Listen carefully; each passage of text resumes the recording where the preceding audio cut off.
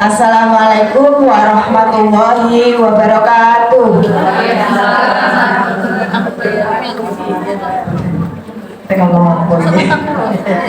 Saya minta bantuan dong, satu orang dulu maju. Bu Nawa, tolong minta bantuannya ya. Kita tepuk semangat dulu biar lebih semangat lagi. Masih semangat ya? Masih ya? Aku sama Surhaka belum sih. 1, 2, 3, tepuk semangat.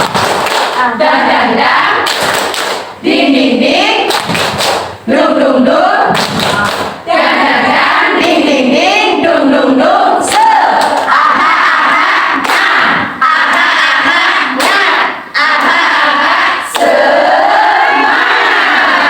Terima kasih. Silakan duduk kembali. Ya, ini saya kebagian materi 4, merancang pembelajaran yang sesuai dengan Pak Tres salahnya kebutuhan belajar anak melalui asesmen di SD kelas awal.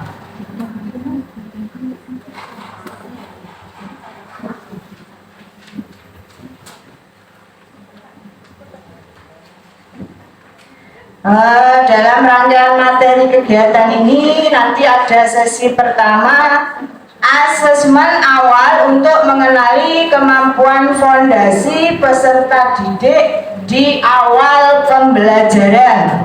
Kemudian di sesi kedua melakukan modifikasi pembelajaran berdasarkan hasil asesmen awal.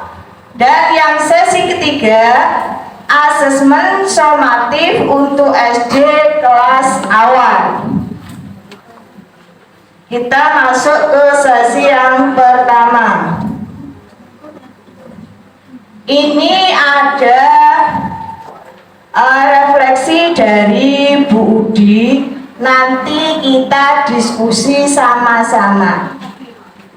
Ya, kita diskusi sama-sama.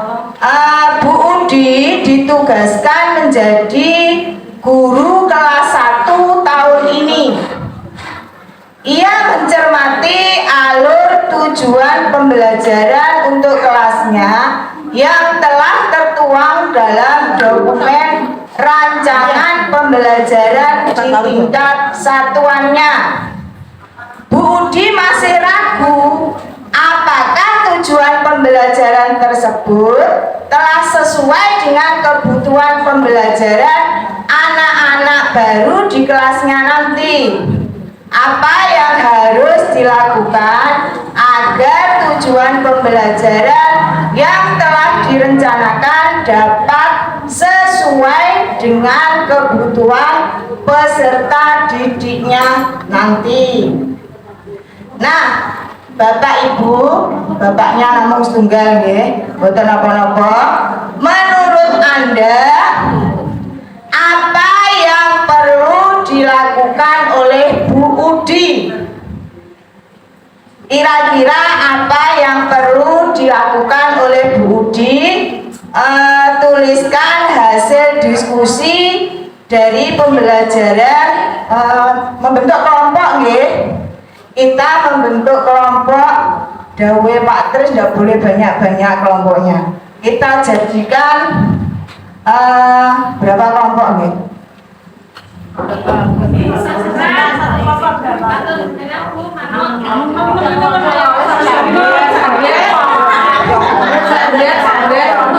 Enam kelompok berarti ya. 1, 2, 3, 4, 5, 6 ya. 6 kelompok nih. Silakan ditulis.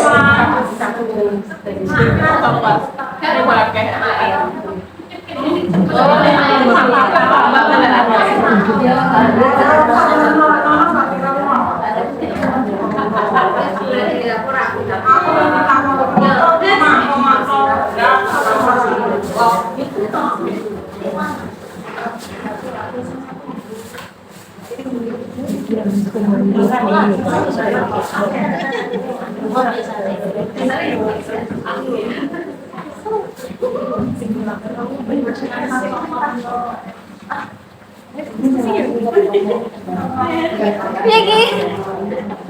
Pakai materi.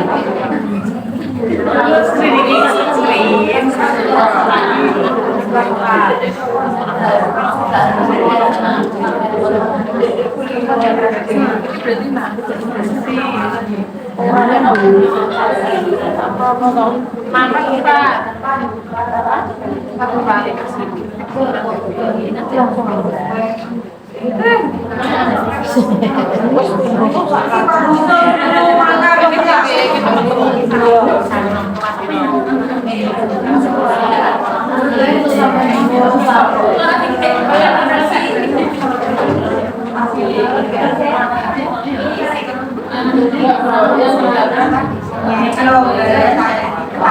Silakan ditulis kelompoknya, nama kelompoknya.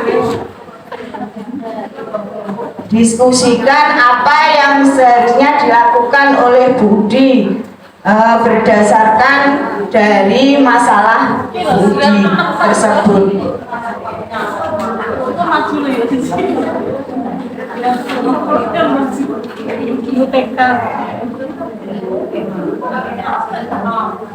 Nanti salah satu kelompok maju ke depan ya.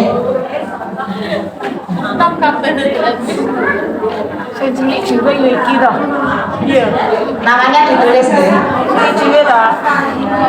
Untuk laporan ke bumi.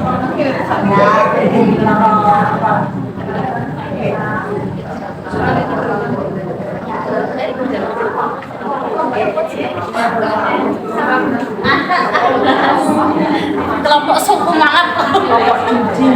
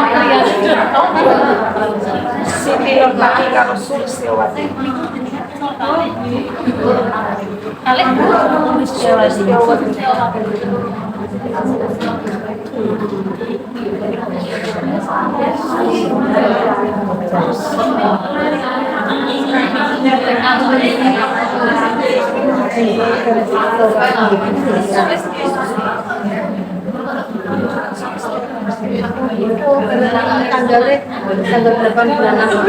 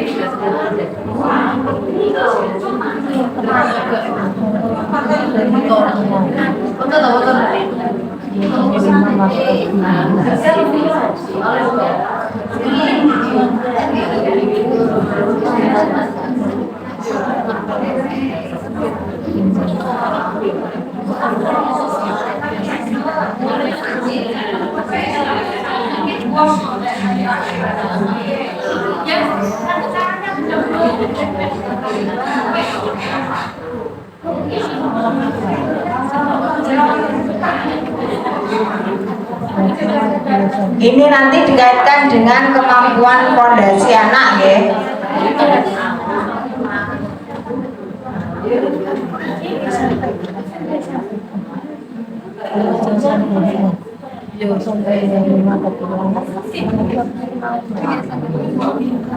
Sangga?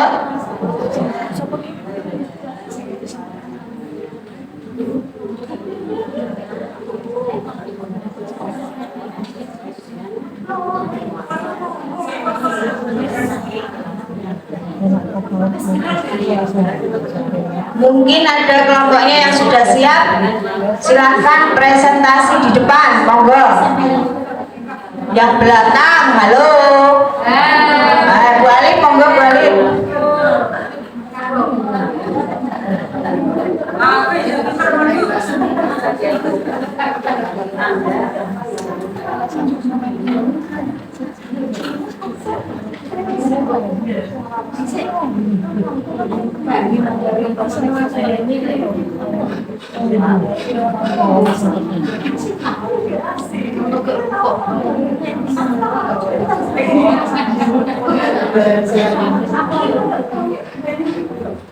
Assalamualaikum warahmatullahi wabarakatuh. Kami dari kelompok 5 akan membacakan hasil diskusi dari kelompok kami. Kegiatan refleksinya adalah Bu Udi ditugaskan menjadi guru kelas 1 tahun ini. Ia mencermati alur tujuan pembelajaran untuk kelasnya yang telah tertuang dalam dokumen rancangan pembelajaran di tingkat satuannya. Bu Udi masih ragu apakah tujuan pembelajaran tersebut telah sesuai dengan kebutuhan pembelajaran anak-anak baru di kelasnya nanti. Apa yang harus dilakukan agar tujuan pembelajaran yang telah direncanakan dapat sesuai dengan kebutuhan peserta didiknya nanti. Jadi di sini Bu Udi memiliki masalah, yaitu dia masih ragu apakah tujuan pembelajaran yang akan dia buat itu sesuai dengan kebutuhan peserta didik. Nah, apa yang harus dilakukan oleh Bu Udi? Ini menurut kelompok kami adalah yang pertama dilakukan oleh Bu Udi adalah membuat asesmen awal atau asesmen diagnostik. Tentunya asesmen awal itu asesmen asesmen awal itu tidak berupa calistung, membaca, menulis dan berhitung, tapi Bu Udi harusnya membuat asesmen awal yang berupa proyek atau kinerja yang harus digarisbawahi yang menyenangkan. Itu yang pertama. Terus yang kedua yang harus dilakukan oleh Bu Udi adalah merancang pembelajaran yang sesuai dengan pondasi anak. Jadi pondasi anak tadi yang sudah diterangkan oleh Pak Tris ada 6. Yang paling paling adalah mengenal Tuhan dan berbudi pekerti. Yang lainnya nanti bisa lihat di catatan. Itu jadi ada 2 yang harus dilakukan oleh Bu Udi, yaitu yang pertama melakukan asesmen awal yang bukan berupa calistung tapi berupa proyek dan berupa kinerja yang harus menyenangkan. Terus yang kedua membuat atau merancang pembelajaran yang berpusat atau berpatokan pada 6 pondasi anak, kemampuan anak. Itu. Terima kasih. Assalamualaikum warahmatullahi wabarakatuh. Terima kasih. Terima kasih untuk Bu Alif. Ya, kita menyebutnya asesmen awal saja ya. Diagnostik itu untuk kesehatan ya. Kalau kita menyebutnya asesmen awal saja. Mari kita lihat bahasannya sama-sama. Tapi yang disampaikan Bu Alif itu sudah jumbo ya, sudah bagus. Nah, ini kenali sama dengan yang disampaikan oleh Bu Alif tadi. Yang pertama, kenali kemampuan awal peserta didik melalui asesmen awal ya. Mari ingat kembali pada materi 2 yang telah disampaikan oleh Pak Tris tadi. Kita telah memahami jika penting untuk mengetahui kemampuan fondasi yang dimiliki oleh peserta didik agar dapat merancang pembelajaran yang dapat terus mengembangkan kemampuan fondasi rekomendasi pada peserta didik. Nah, cara mengetahui kemampuan fondasi peserta didik dapat dilakukan dengan asesmen awal, ya. Kemudian apa itu asesmen awal? Asesmen awal adalah penggalian informasi tentang capaian peserta didik yang kemudian digunakan untuk merancang kegiatan pembelajaran selanjutnya. Asesmen awal ini adalah kunci dalam memperlancar proses transisi anak PAUD SD, ya, yang memiliki laju perkembangan dan kesempatan belajar yang berbeda. Kita lanjut ke kasus Bu Udi yang kedua. Hampir semua siswa yang masuk tahun ini di kelas Bu Udi sudah pernah PAUD. Jadi semuanya sudah sekolah PAUD. Apakah Bu Udi tetap perlu melakukan asesmen awal atau langsung melaksanakan rencana pembelajaran yang telah disusun di satuannya untuk semester 1? Nah, sekarang kira-kira bagaimana Bapak Ibu? Mungkin ada yang langsung mau ke depan atau didiskusikan dulu.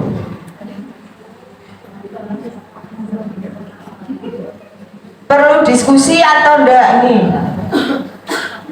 Kira-kira perlu diskusi? Ya, diskusi dulu. Diskusi dulu. Nanti salah satu maju untuk presentasi. Gantian ya. Jangan kelompoknya Bu Alif lagi, gantian.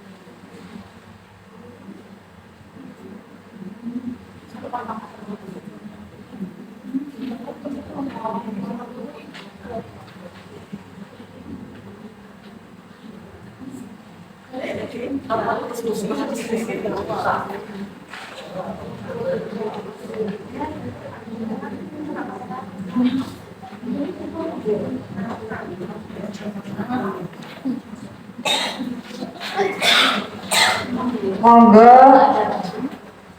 sinten ingkang badhe maju. Gantian yang depan sekarang. Bu Sundari, monggo.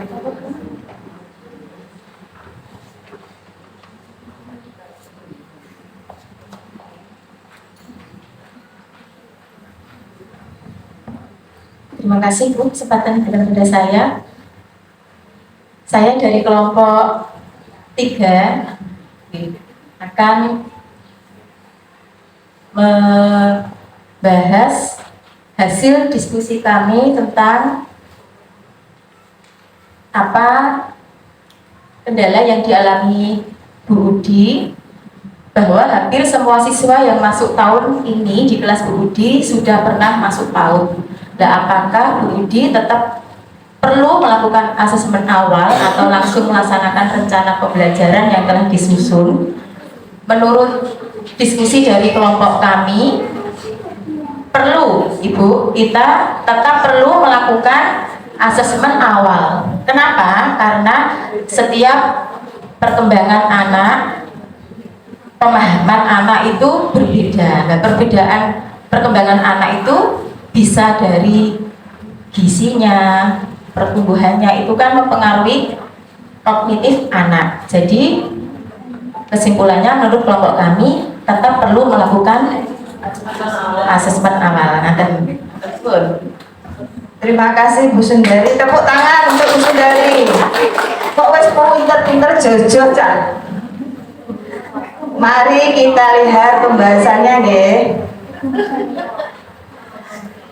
Asesmen awal perlu dilakukan bagaimanapun kondisi awal peserta didik baru, meskipun dia sudah belajar di PAUD, ya, tetap kita melakukan asesmen awal, ya. Ingat, laju perkembangan anak itu berbeda-beda, ya.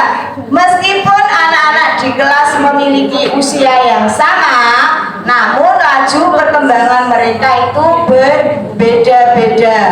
Banyak faktor yang mempengaruhi yang disebutkan Bu Sundari tadi. Bisa gisinya, kemudian kesempatan berinteraksinya, kegiatan di rumahnya, kualitas pendidikan sebelumnya, dan masih banyak lagi.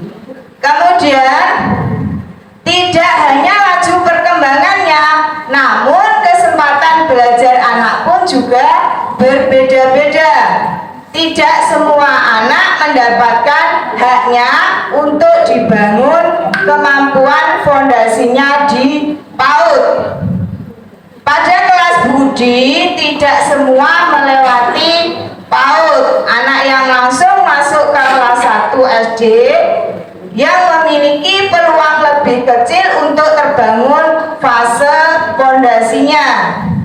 Oleh karenanya, guru perlu melakukan asesmen awal untuk mendapat data pemetaan anak-anak di kelasnya, sehingga dapat merancang pembelajaran yang dapat membantu peserta didik menguatkan kemampuan fondasinya. Kalau biasanya kita sudah melakukan asesmen awal nggih Bapak Ibu nggih, tetapi belum ada keenam kemampuan fondasi anak gitu. Kalau asesmen awal sudah dilakukan gitu, cuman kita nanti ditambahi dengan 6 kemampuan fondasi anak. Nah, kesimpulannya Bapak Ibu, bagaimanapun kondisi awal peserta didik, Bapak Ibu tetap perlu melakukan asesmen awal, yaitu untuk mendapatkan gambaran utuh kemampuan fondasi murid-murid di kelas Bapak Ibu semuanya. Kemudian yang kedua, setelah mendapatkan informasi utuh dan holistik dari hasil asesmen awal, Bapak dan Ibu dapat menggunakannya untuk merancang tujuan pembelajaran dan menyesuaikan strategi pembelajaran supaya pembelajaran menyenangkan dan bermakna bagi peserta didik di kelas Bapak Ibu semuanya. Nah, sekarang kita masuk sesi cara melakukan asesmen awal. Ya, berikut adalah contoh instrumen ya Bapak Ibu, instrumen asesmen awal yang dapat digunakan untuk memperoleh informasi tentang capaian peserta didik.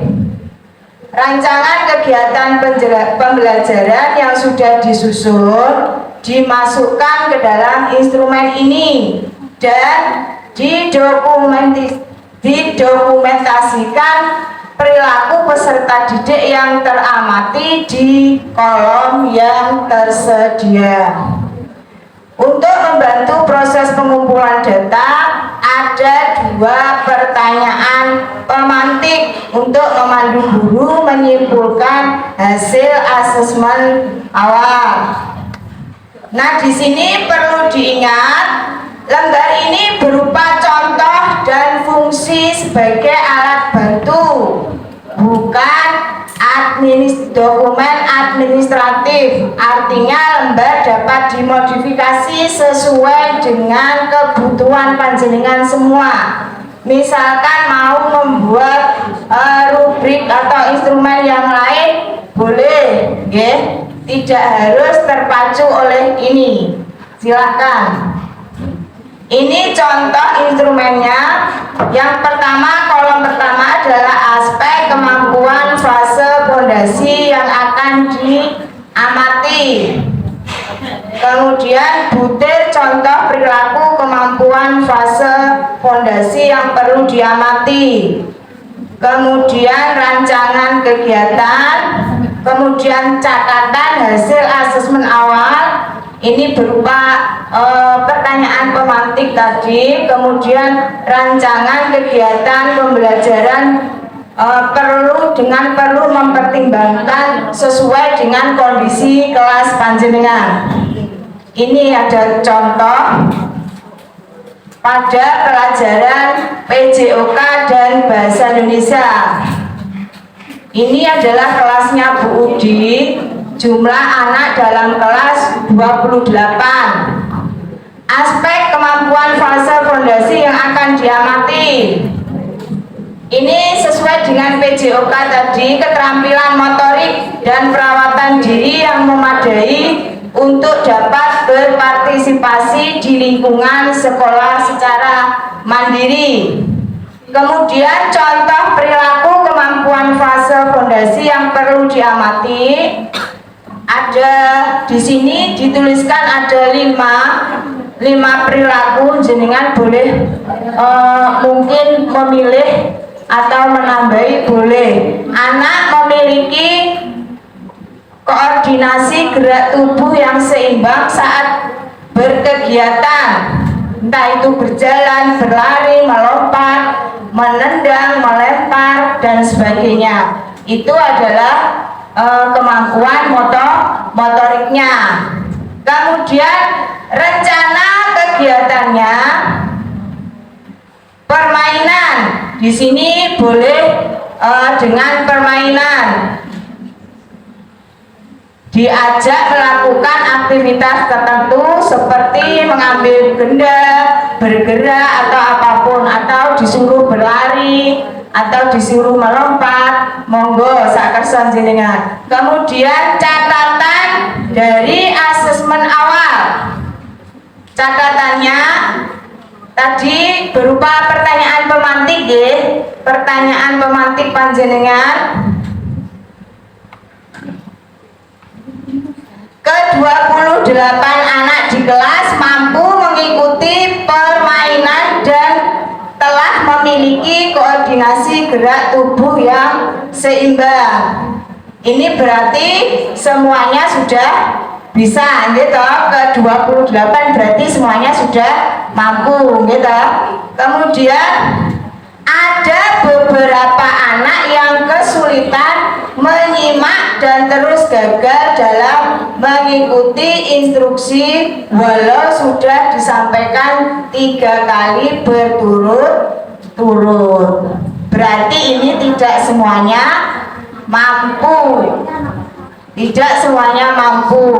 Kemudian rancangan kegiatan pembelajaran di depan perlu mempertimbangkan sesuai dengan kondisi tadi, lebih banyak permainan yang menguatkan kemampuan menyimak anak. Oke, kita lanjut.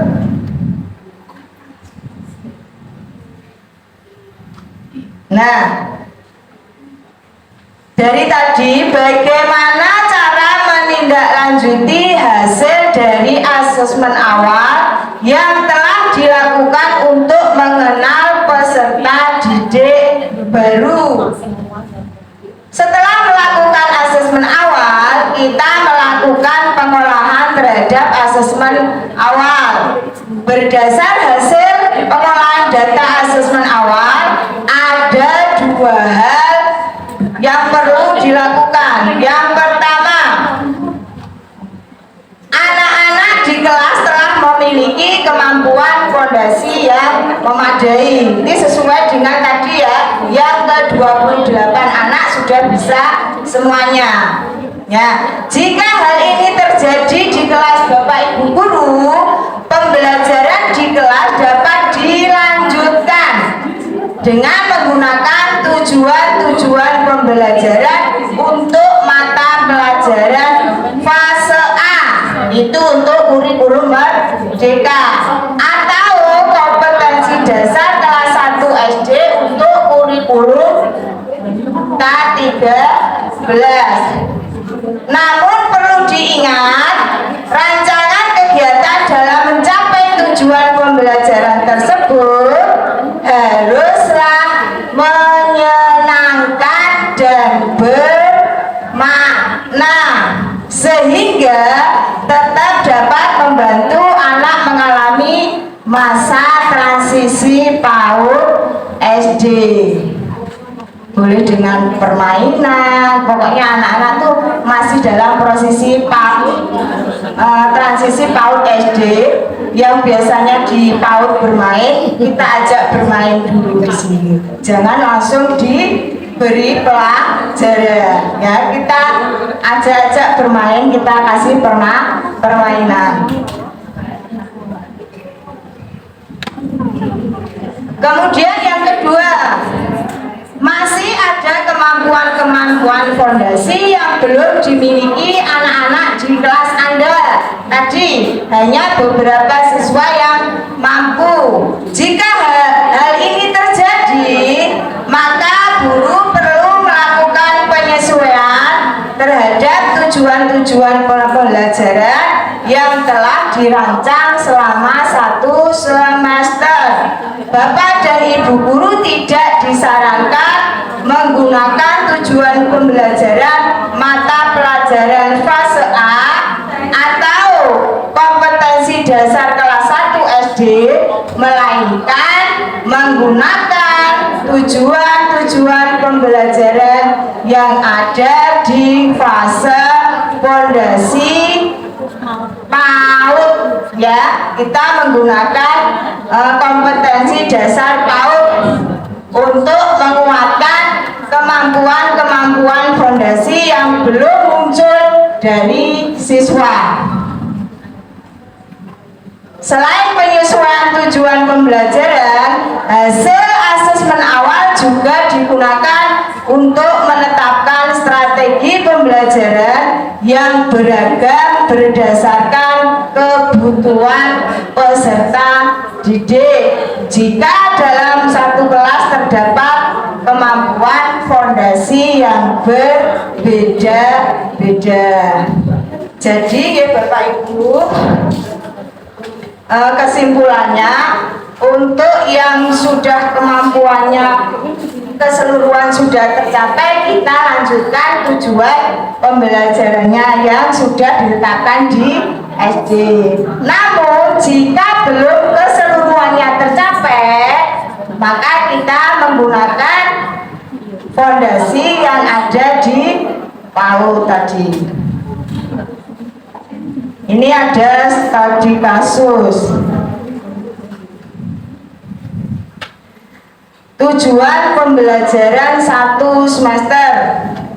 Ini adalah tujuan pembelajaran 1 semester di kelasnya Budi. Ya, ada 7 tujuan pembelajaran yang sudah ditetapkan di kelasnya Budi, yaitu mata pelajaran Bahasa Indonesia. Nah, penggalan hasil olah data asesmen awal di kelas Budi untuk kemampuan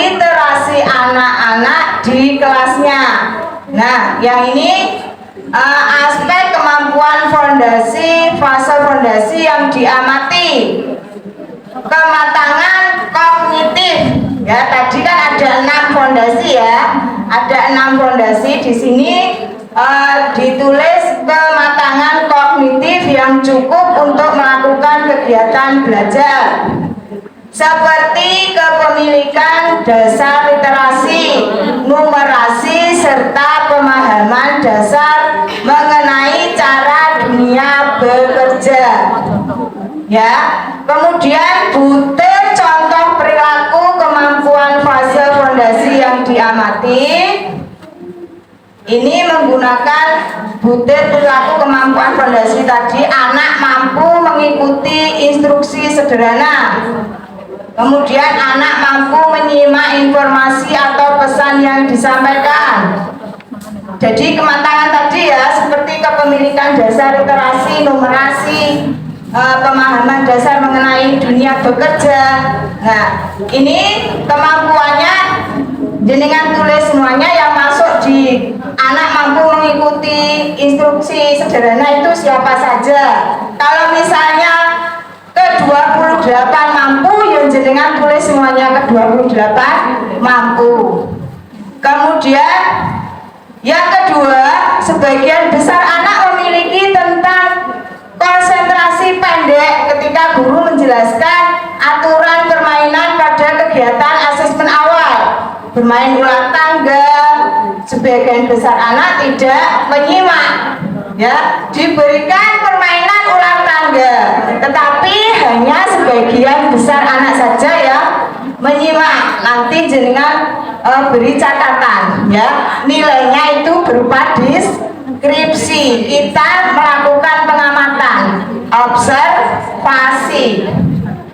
Kemudian sebagian besar anak tidak merespon ketika guru mengajukan pertanyaan ketika sesi bercakap-cakap di pagi hari. Ini juga tidak semuanya mampu melakukan ya. Nanti kita bisa refleksi lewat sini.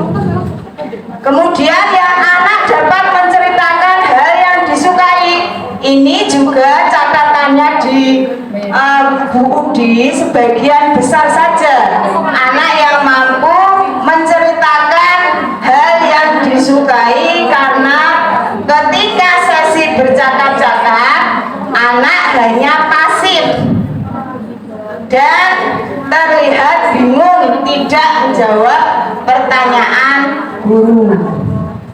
Ini adalah lembar observasi yang contoh ya, contoh lembar observasi yang bisa jenengan pakai besok untuk mengamati peserta didik panjenengan semua ya, dengan menggunakan pertanyaan pemantik.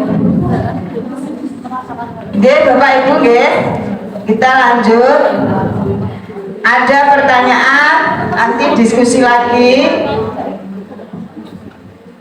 Berdasarkan data asesmen awal, perlukah Bu Udi melakukan penyesuaian terhadap tujuan pembelajaran yang telah disusunnya? Kira-kira perlu apa tidak? Jika perlu, lakukan rekomendasi penyesuaian serta alasan yang mendasari penyesuaian tersebut. Ini nanti tujuan pembelajarannya perlu disesuaikan ya, perlu disesuaikan. Monggo, perlu apa tidak kira-kira? Perlu. Coba kita lihat pembahasannya. Berdasarkan asesmen awal, Bu Udi disarankan untuk melakukan penyesuaian terhadap tujuan pembelajaran yang disasar semester ini untuk mata pelajaran bahasa Indonesia. Ya, harus disesuaikan. Dan alasannya kenapa? Agar semester ini anak dapat fokus mempelajari atau menguatkan kemampuan yang lebih mendasar menuju keterampilan yang lebih sulit. Jadi tujuan pembelajarannya kita sesuaikan. Data asesmen awal yang menunjukkan bahwa anak belum mencapai kemampuan fondasi untuk kemampuan menyimak, kemampuan untuk mengungkapkan gagasan secara lisan, atau kemampuan memahami pesan yang disampaikan, dan sebagian besar belum fasih membaca kata-kata sederhana. Berdasarkan data tersebut, tujuan pembelajaran yang disusun Budi perlu disesuaikan dengan memfokuskan capaian anak terhadap kemampuan literasi yang mendasar seperti menyimak, mengungkapkan gagasan secara lisan, memahami informasi, dan kemampuan pra membaca seperti keaksaraan, kesadaran cetak, dan fonemik. Kan ada anak yang masuk ke SD itu tidak semuanya dari PAUD, ada yang dari rumah tangga, mungkin belum bisa baca, ya. Seperti anak saya itu ya Bu Alif, masuk di SD belum bisa baca. Saya berterima kasih sama Bu Alif sudah dibimbing, ya.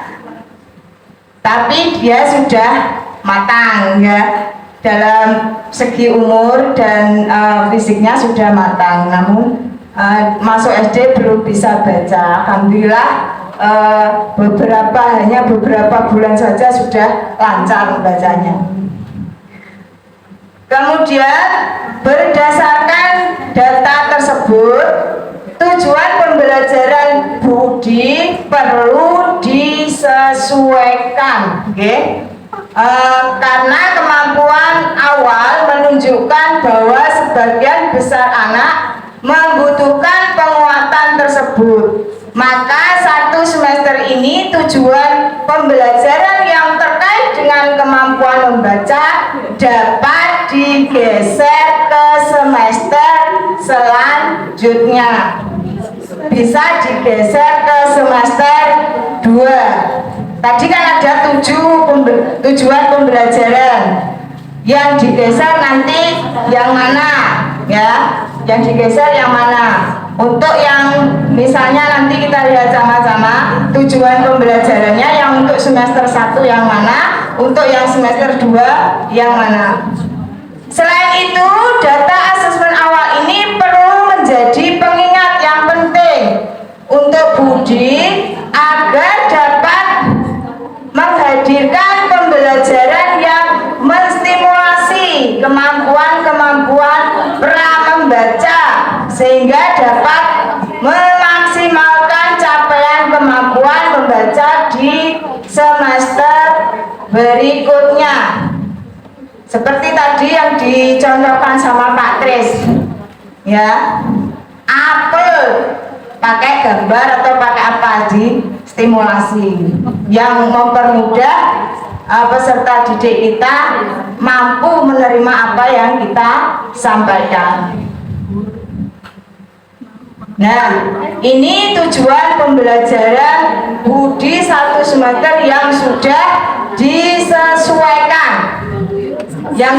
disesuaikan. Tadi ada 7 tujuan pembelajaran. Yang nomor 1, 2, 3, 4 dipakai di semester awal, ya. Kemudian yang tujuan pembelajaran nomor 5, 6, dan 7 kita pakai, Budi dipakai di semester 2, ya. Jadi tidak semuanya diterapkan di semester 1. Paham ya Bapak Ibu?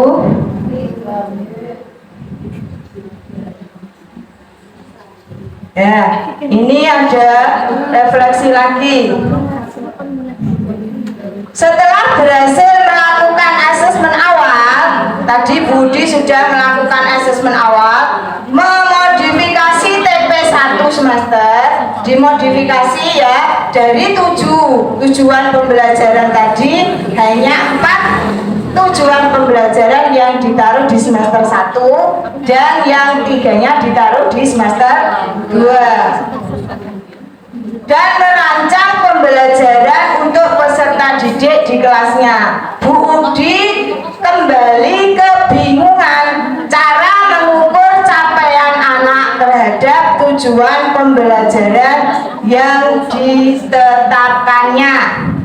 Bu Udi kebingungan lagi bagaimana cara merancang atau mengukur capaian anak terhadap tujuan pembelajaran yang ditetapkan tadi. Menurut panjenengan, apa yang perlu dilakukan oleh Bu Udi? Kira-kira Bu Udi itu harus bagaimana?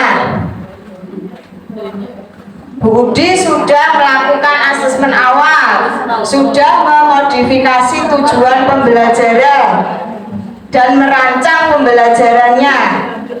Kemudian Bu Udi kembali bingung cara mengukur capaiannya. Cara mengukurnya bagaimana terhadap tujuan pembelajaran yang ditetapkan tadi. Kira-kira apa yang dilakukan oleh Bu Udi untuk mengukur capaian peserta didiknya? Monggo diskusi lagi.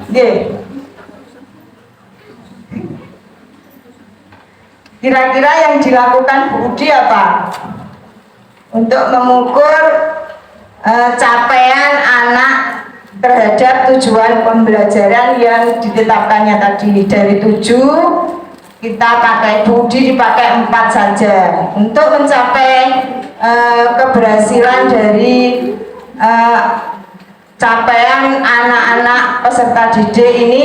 Kira-kira yang dilakukan Bu Udi bagaimana? Monggo, mungkin ada yang mau mengungkapkan perasaannya.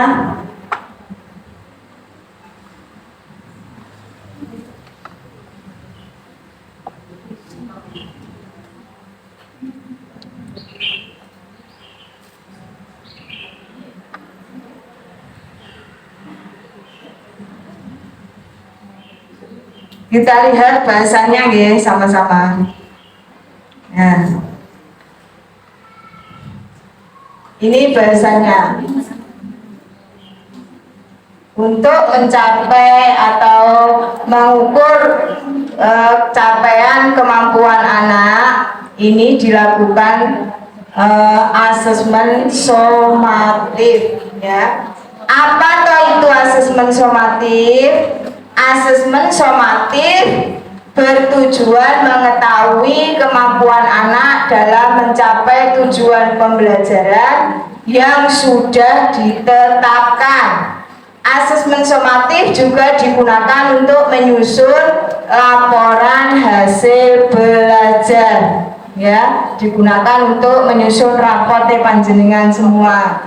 Asesmen ini berfungsi untuk mengukur kemajuan capaian masing-masing anak, tidak untuk membandingkan, ya, hanya mengukur capaian kemampuan anak, tidak untuk membandingkan, tidak untuk membandingkan anak satu dengan yang lain.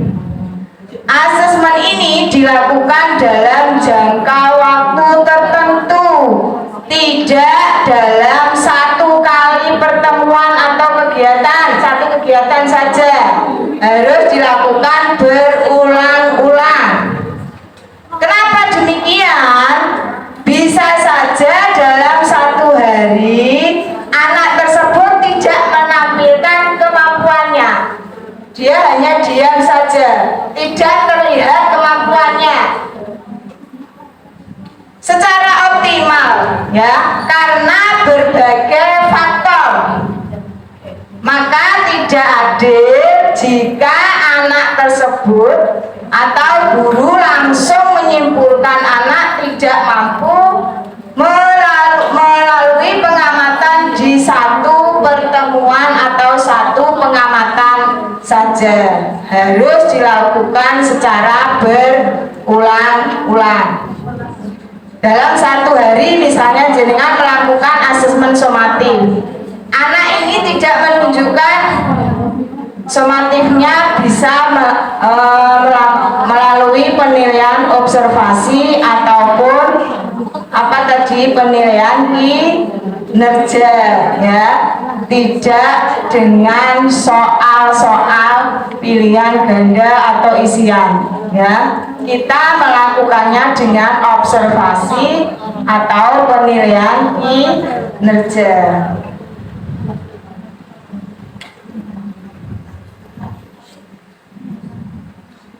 Ini teknik dan instrumen apa yang dapat digunakan untuk melakukan asesmen somatif di kelas awal. Teknik pengambilan data perlu dilakukan dengan mengutamakan kondisi yang otentik, yaitu pengamatan yang alami dan apa adanya yang ditampilkan oleh anak. Oleh karenanya, durasi pengambilan data tidak dilakukan dalam waktu yang singkat, dalam 1 hari saja, 2 hari saja, tapi dilakukan dengan berulang-ulang. Pengambilan data untuk asesmen anak usia dini disarankan untuk dilakukan dalam durasi yang cukup panjang, misalnya 1 sampai 2 pekan, ya, 2 minggu. Tujuannya agar perilaku yang diperoleh dapat mengungkap kemampuan anak secara utuh. Nah, ini penilaiannya jenengan pakai teknik observasi dan penilaian kinerja. Jangan menggunakan soal-soal seperti yang kita buat sebelumnya. Kita pakai soal pilihan ganda, isian, uraian, seperti itu. Tapi kita menggunakan teknik observasi dan penilaian kinerja. Ini ada refleksi lagi dari Budi. Saat menyusun instrumen untuk asesmen somatifnya, Bu Udi berpikir untuk menggunakan tes berbentuk pilihan ganda. Nah, ini ada pertanyaan. Menurut Anda, apakah yang dilakukan Bu Udi itu tepat? Ya.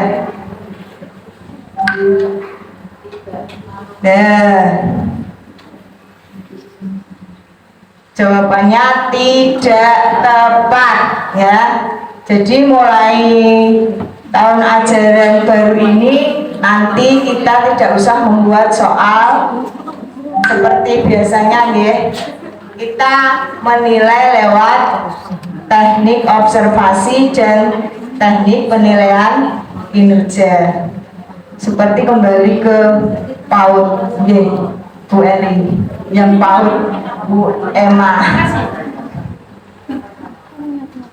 Kenapa tidak boleh tes?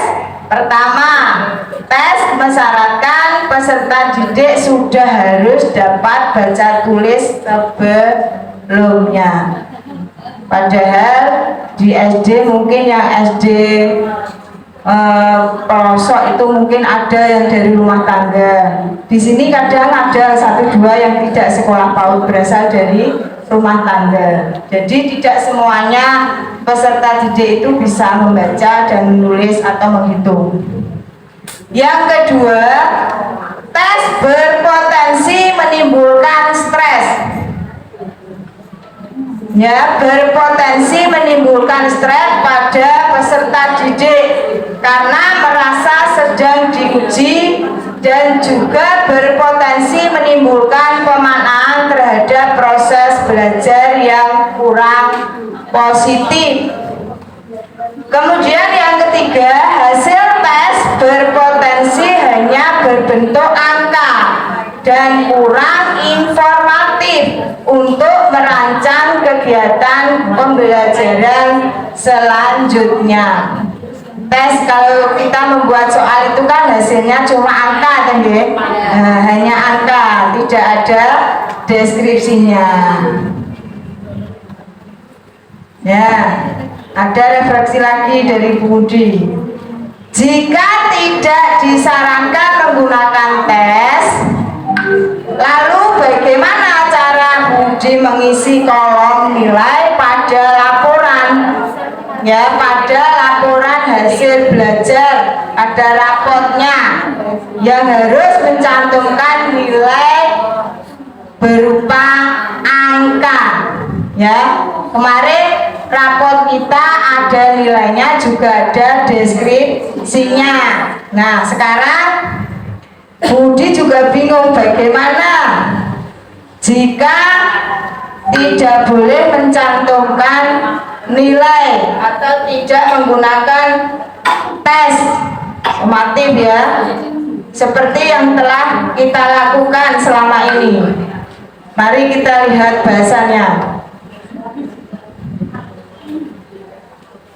Ini salah satu cara